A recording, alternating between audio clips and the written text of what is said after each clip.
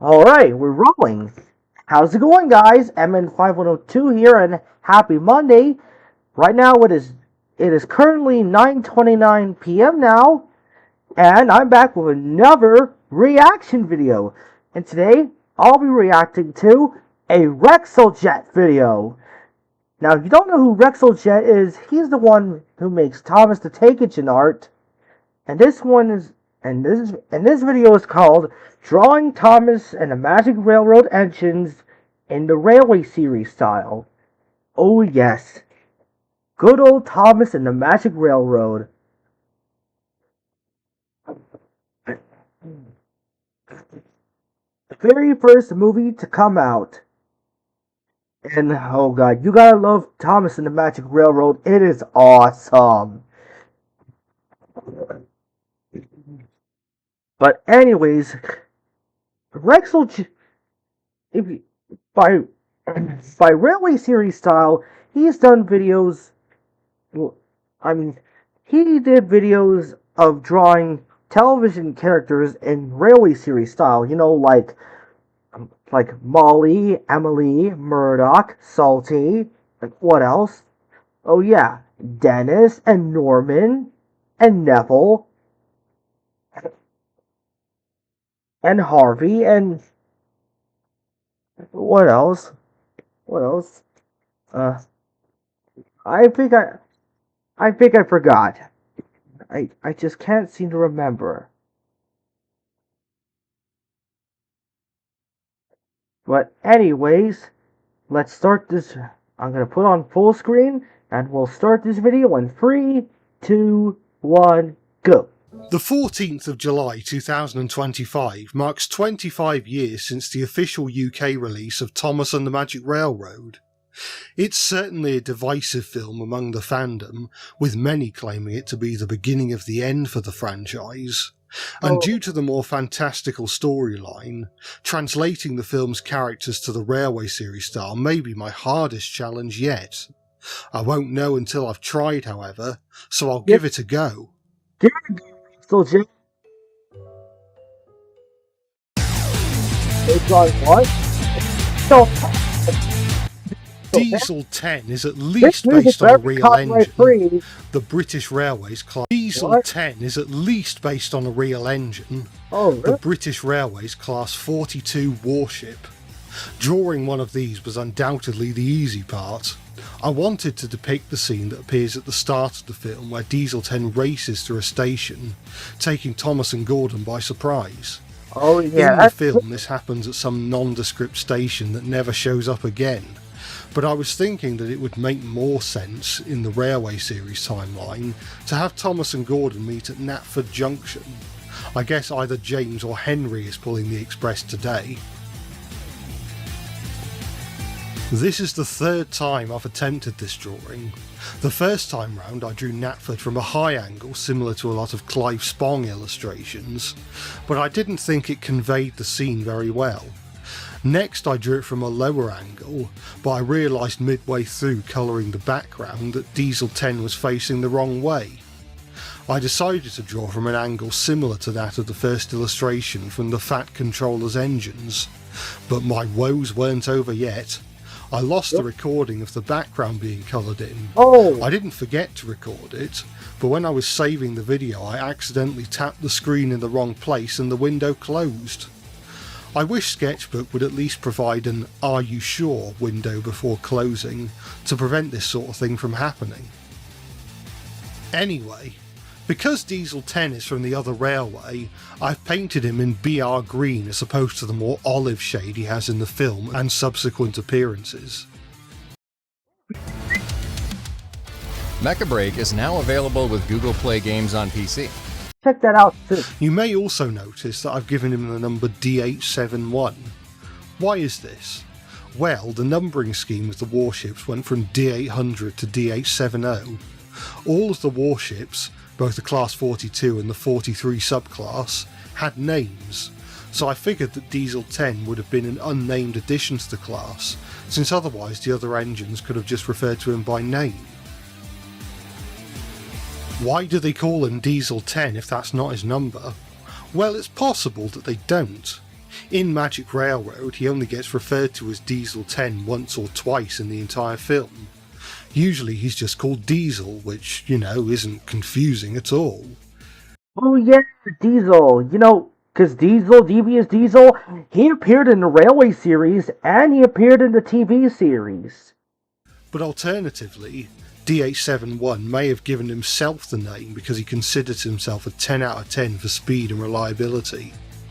Or maybe he considers himself a 10 out. Oh, because it marks the 10 Diesels that appear, which are Diesel, Airy, Bert, Mavis, Boko, Daisy, Rusty, Splatter, Dodge, and Diesel 10. Yep. 10 for speed and reliability, only to never display these strengths during his visit, leading the other engines to disparagingly nickname him Diesel 10. Why is he on Sodor? Well, I thought I'd play up the fact that Edward is absent in the original film. Perhaps Gordon tells Thomas that he didn't see Edward at his station that morning, and when Diesel 10 rattles through, they wonder if Edward is being replaced. Despite running a branch line, Edward still makes trips to and from the big station, as shown in Wrong Road, so Diesel 10 could be taking one of Edward's trains. As for why he doesn't have a claw, Where's his claw? my answer would be, don't worry, that will be answered. This isn't Diesel 10's only appearance in this video.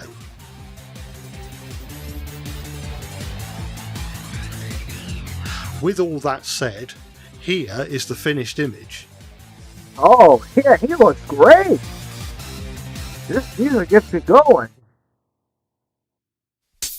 Drawing 2, Splatter and Dodge. If it Oh yeah, Splodge is gonna be drawn next. It's Splatter and Dodge. Oh, for goodness sake, I don't have time to say both names. isn't obvious yet, Diesel 10 has been brought in to work Edward's branch line whilst he's busy elsewhere. Diesel 10 has taken up the job mainly because he knows that Sodor is pretty much entirely run by steam engines, and he is eager to decommission them. He is especially ecstatic when he learns of One gruesome propaganda, Diesel 10. the scrapyard on Edward's branch. He's more interested in scrapping the steamies than doing any of Edward's work. So on his way to Sodor, he enlists the help of 2 diesel shunters, who go along with Diesel 10's plan because they have nothing to lose. They offer little resistance when Diesel 10 tells them to do the bulk of the branch line work because, being shunting engines, they're used to being ordered about. Splatter and Dodge's drivers are friends and share a hobby of tinkering and making rudimentary inventions. During their time on the mainland, they created a removable claw attachment for locomotives, mainly to lift and carry scrap metal. The attachment proved too big and heavy for either Splatter or Dodge, but it fits Diesel 10 like a glove. It works well for lifting scrap metal into trucks, but Diesel 10 is a bit disappointed that he won't be scrapping living, breathing engines. Splodge, as Diesel 10 calls them, informed Diesel 10 about a mystery engine on Sodor. They overheard Edward talking about them as he was leaving Wellsworth for his new job. A glint appears in Diesel 10's eye. As with Diesel 10, I've painted Splatter and Dodge into BR green since they're from the other railway. Oh, that could work. I mean, in the movie, Splatter is painted purple and Dodge is painted yellow. But if you want Rexeljet, then yeah, you can paint them in BR green. Yeah, I don't mind that. And would have been painted in the standard colours. Wait, I'm confused. If they are painted green, then they would look more like identical twins. If they are painted BR green, then yeah. No offense, Rexeljet, but Splatter and Dodge would be, they really would look like twins. Like identical twins, like Harry, Bert, and Bill and Ben, and Donald and Douglas. Yeah, I'm not so bright, you guys. Yeah, I'm not that bright, you guys, but don't worry. Of the time being around 1962 or so. One thing of note, which I didn't intend when first drawing this scene, is that Splatter, the engine closest to Diesel 10, looks very similar to Paxton. Paxton? All I'll say is that we've never seen Splatter and Paxton in the same scene together. We did get to meet Splatter and Dodge? That's a good question, Paxton, and you don't want to know. Oh dear.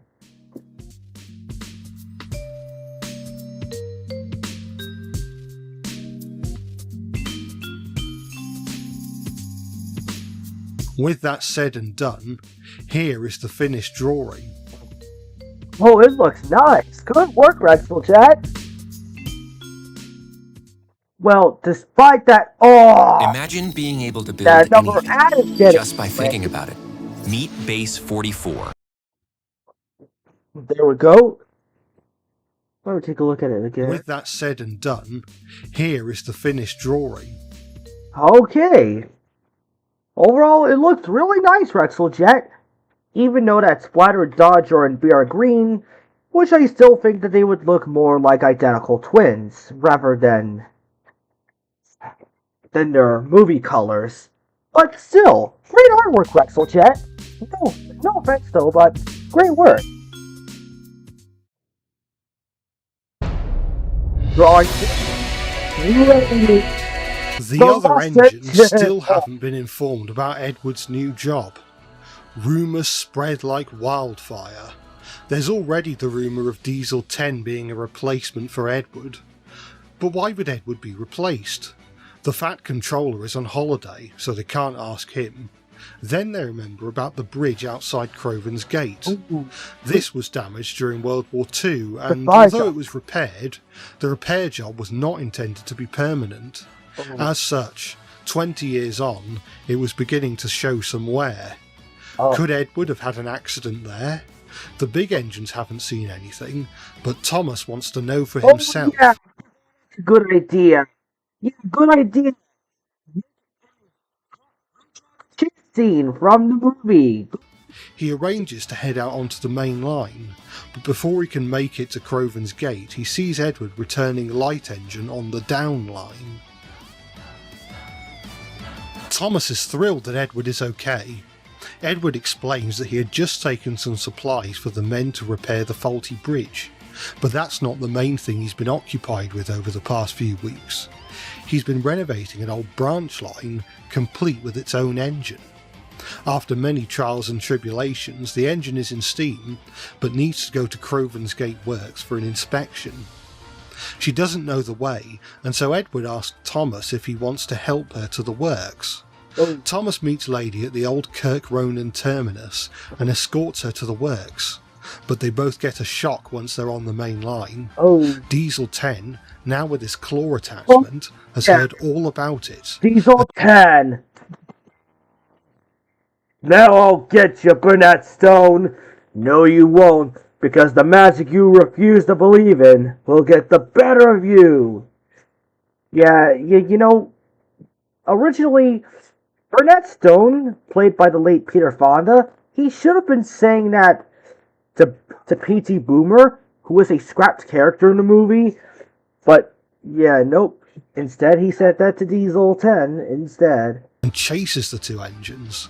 Yep. Let's hope the bridge outside Croven's Gate will be strong enough to hold Lady and Thomas. Yep. It definitely won't take the weight of a warship.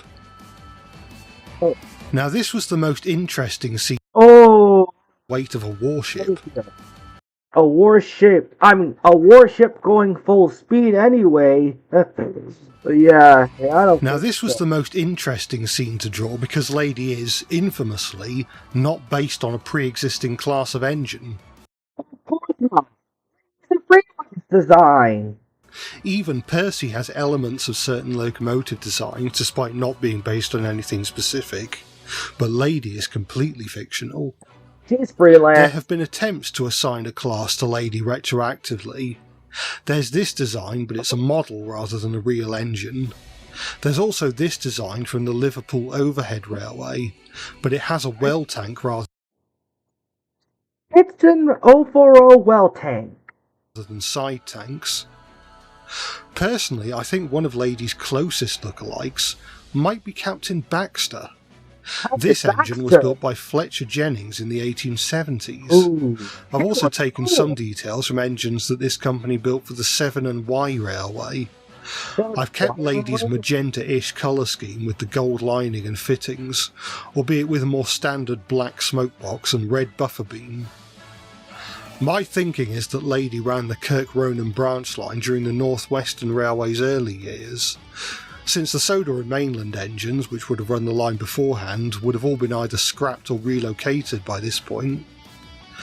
She was brought second-hand from an industrial line and possibly named after Lady Hat, the Fat Controller's wife. As for her lack of number, she was likely originally withdrawn before the NWR numbered their engines, and despite now running a regular service, she is officially a heritage engine, and thus not part of the same numbering scheme as the other engines. When the Fat Controller returned from his holiday, he was pleased to see the Kirk-Ronan line all ready for its grand reopening. Diesel 10 had fallen off the bridge into a river barge, and so Hat made arrangements to send him to the nearest mainland port with a rail connection. Splatter and Dodge had done a great job working Edward's branch line, and so the Fat Controller made sure to put in a good word about them to their own controller. Well, why did... I guess that makes sense. Why? Because since Splatter and Dodge betrayed Diesel 10, they decided to do their work, and they decided not to get into trouble and probably do their work. So yeah. And so, all was well. The bridge was soon fixed, Lady's branch line reopened, and Edward returned to his own branch line.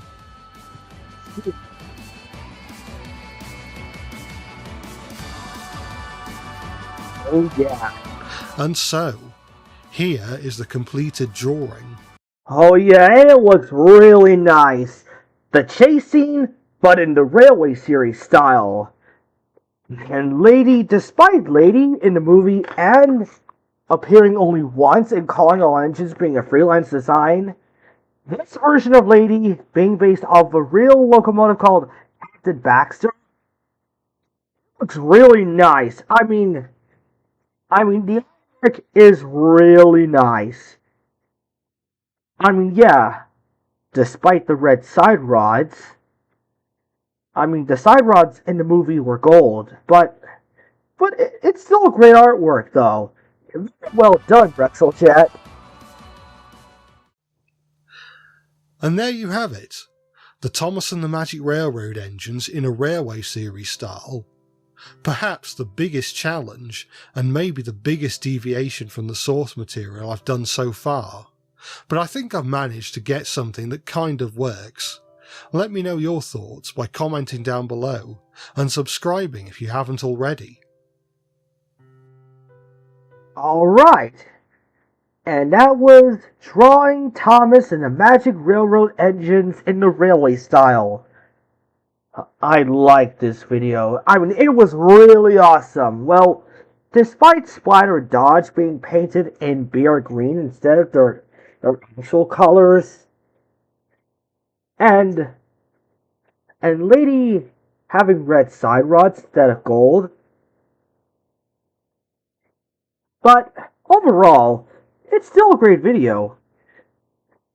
I hope you guys enjoyed me reacting to this video. Thank you for watching. Don't forget to like, subscribe, comment, and be sure to donate money to me on Cash App. See you next time.